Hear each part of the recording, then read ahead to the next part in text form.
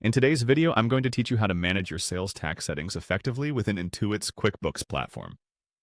We'll go through a simple step-by-step process to ensure you're setting everything just right.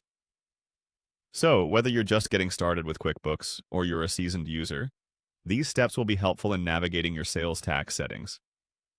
First, head over to QuickBooks by visiting the QuickBooks homepage. This is where everything begins, and you'll find all the financial tools you need at your fingertips. Enter your login credentials, and once you're in, you should see the dashboard. The homepage will serve as your primary hub as we work through these steps. Next, we're going to focus on sales tax. On the left-hand menu, you should see an option labeled Sales Tax.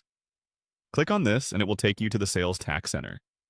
This area of QuickBooks is designed to help you manage your sales taxes efficiently. Here, you'll find an overview of your tax rates, findings, and other essential details.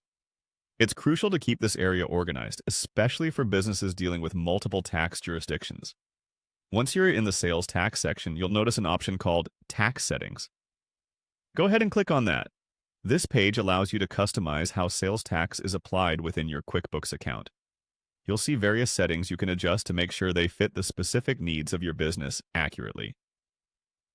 From setting tax rates to selecting tax agencies, this area gives you control over critical sales tax processes. After accessing tax settings, the next step is to locate the option to turn off sales tax. This might be necessary if your business operations change, or perhaps if you're conducting sales that aren't subject to tax. Direct your attention to the Settings menu and click on the link that says Turn Off Sales Tax. This will disable the automatic calculation and application of sales tax on your transactions within QuickBooks. So, proceed with care to avoid any unintended sales tax discrepancies. The process we just walked through allows you to make key adjustments to your sales tax settings, giving you control and peace of mind.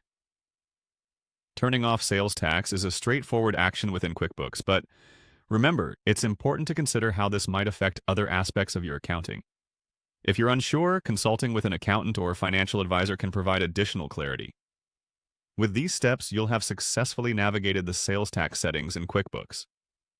Remember that staying on top of your tax settings can save you time and help you avoid potential errors during tax reporting periods. Thank you for watching, and I hope you found this tutorial helpful. For more tips and guidance, don't forget to subscribe and hit the notification bell for our latest updates.